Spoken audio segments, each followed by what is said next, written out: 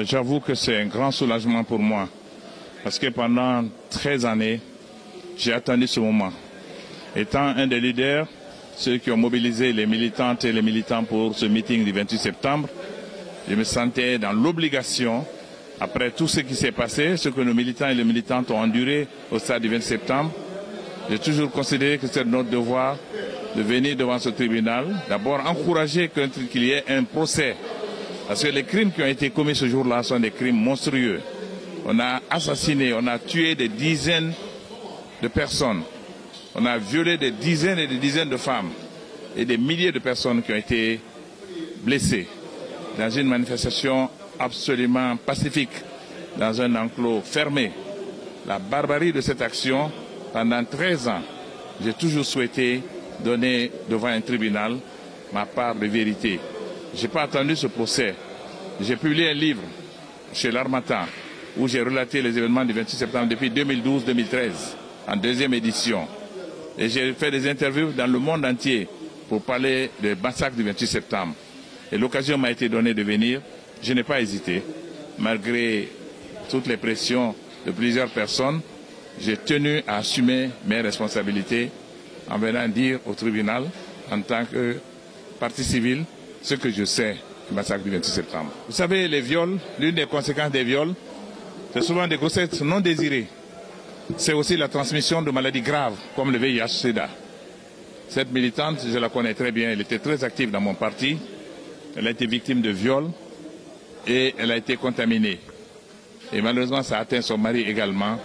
Et tous les deux ne sont plus de ce monde. Ce que j'ai dit au tribunal, on ne peut pas transformer les victimes en bourreaux. Mais c'est de bonne guerre. Ils n'ont pas d'autre angle de défense. La seule chose qu'ils peuvent faire, c'est dire que c'est les leaders des forces vives qui avaient fait une demande officielle pour se réunir. On n'est pas allé dans la rue pour manifester dans la rue. On voulait faire un meeting pour déclarer, faire une déclaration. C'est tout ce qu'on voulait. Et c'était notre droit légitime. Et malheureusement, nous n'avons pas été entendus. C'est plutôt la brutalité qui a été la réponse qui a été donnée. Et la conséquence, vous la connaissez.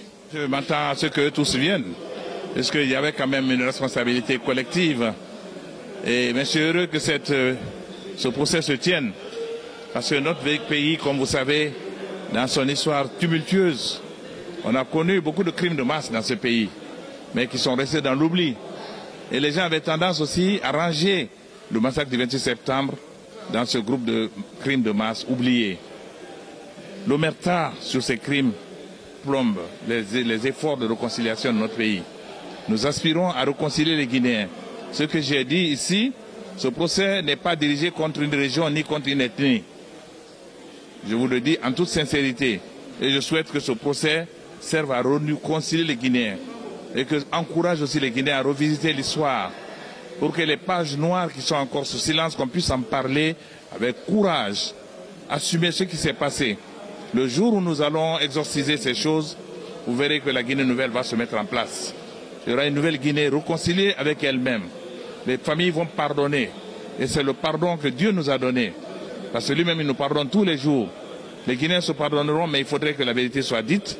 Et c'est sur cette base que la réconciliation nationale sera faite. Une Guinée forte sera une Guinée réconciliée. Et c'est ce que je donne comme message à tous les Guinéens.